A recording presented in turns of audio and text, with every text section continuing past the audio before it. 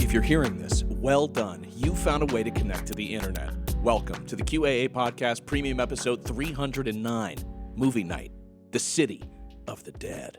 As always, we are your hosts, Jake Rakitansky and Travis View. In my house growing up, there was a phrase my dad said often that never failed to elicit a groan from me and my brother. A black and white classic.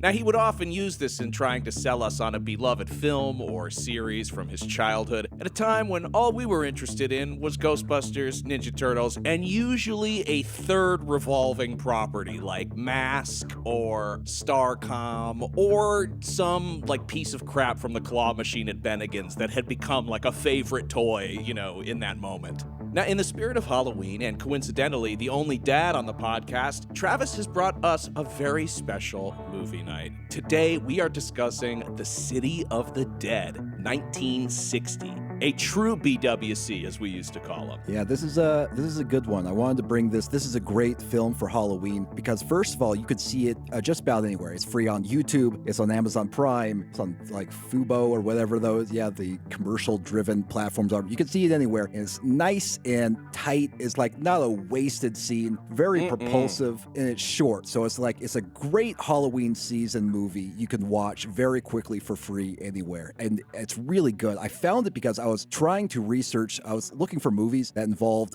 people doing historical primary research, and preferably with and that involves occultism. And this fit the bill. And I watched it. I was like, oh wow, this is actually a really good old movie. So I dived into it. I'm really excited to share this. Yeah, I'm glad you can relate to the ingenue, the lead of the film, who is just doing research on some occultish things. I hope you don't find yourself in the same situation that she does. No. That'd make for a good live episode, though. Like one of our sort of out in the field episodes, like me and Julian and Liv, Brad, and Annie having to rescue you from the clutches of some cult that you got too deep into. Yeah. That's the real horror, is that you're just following your curiosity, following your academic sort of inclinations, and it winds up you biting off way more than you can chew.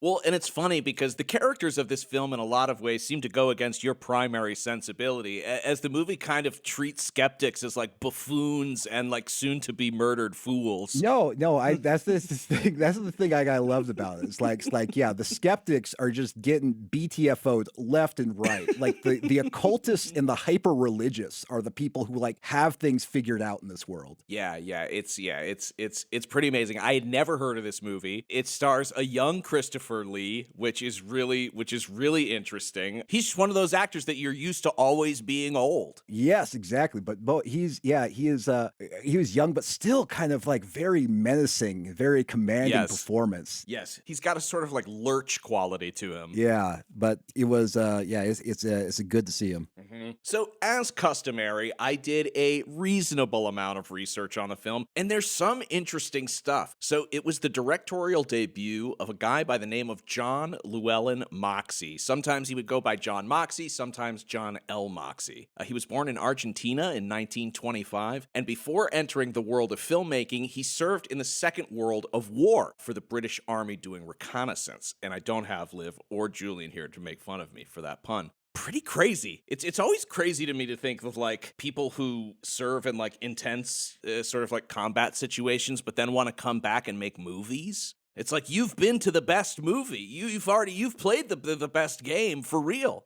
Yeah, I mean, I think it's good, especially when it involves understanding war. But it was always an interesting career choice. So Moxey would go on to direct a lot of classic TV episodes like Mission Impossible. He directed the pilot episode of Charlie's Angels. He directed episodes of Miami Vice and Kung Fu. I mean, these are huge shows, huge network shows. But this is his first thing, which is really cool. The screenplay was originally written by George Baxt as a series intended for actor Boris Karloff, but one of the film's producers adapted his original script for this film. And one thing I found out through my research that's pretty interesting is George Baxt, the guy who wrote this, is actually a legendary Jew and, as it turns out, a pioneer in queer literature. Oh, is that legendary? Is that harder to find than a rare Jew, the legendary Jew? Yeah, one higher tier. He's like, I mean, he was a kid of Russian and Polish immigrants. He was born in 1922, I think. I mean, this is right around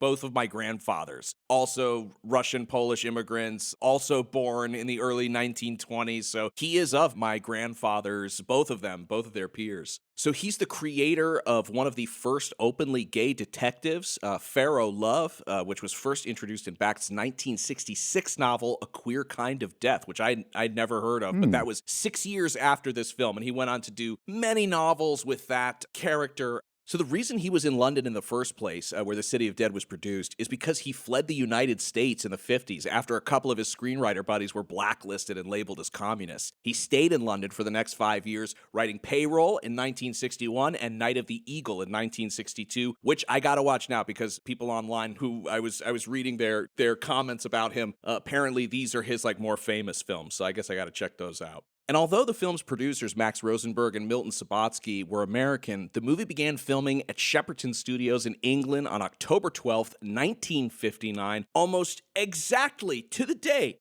66 years ago. Wow, yeah. Premium episode 309. 9 minus 3, and you have our third 6. Holy shit. Happy Halloween, folks. It begins.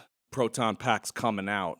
As we discussed, the movie stars a very young Christopher Lee, who still manages to look old somehow, and I quite enjoyed myself watching this. It was made for roughly £45,000, so this was, I guess at the time, a micro budget. It was often compared to Psycho, and we looked the budget of that up, which apparently was also supposed to be a low-budget film, and that had a price tag of about $800,000. Yeah, this was, it was considered kind of what they call a British B movie. It was made cheaply. I think they did a lot with what they had. They had a handful of sets, some cheap but well done, fog effects and driving effects. But no, I think this is a very crafty film because of how little the budget was. I loved reading this. So the funding came from 2 separate parties. One was British television producer by the name of Hannah Weinstein, and the other financier was the Nottingham Forest Football Club.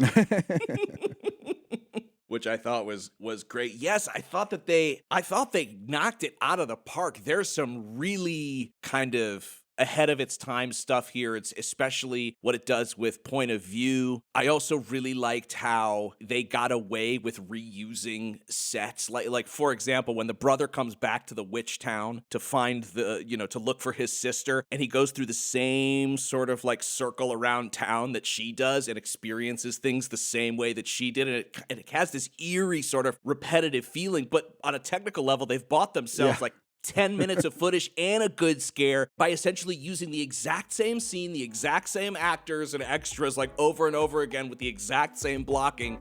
So there's really some brilliant stuff going on here, I thought.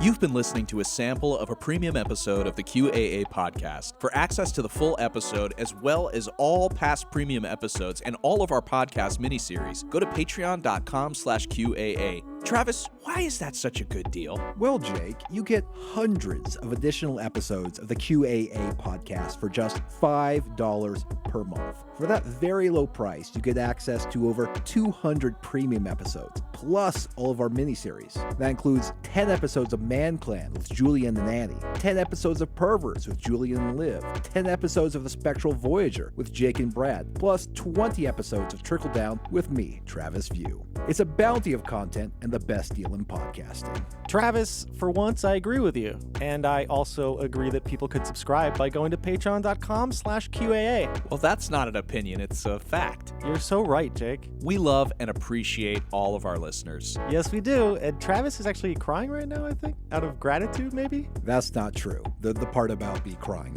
not me being grateful. I'm very grateful.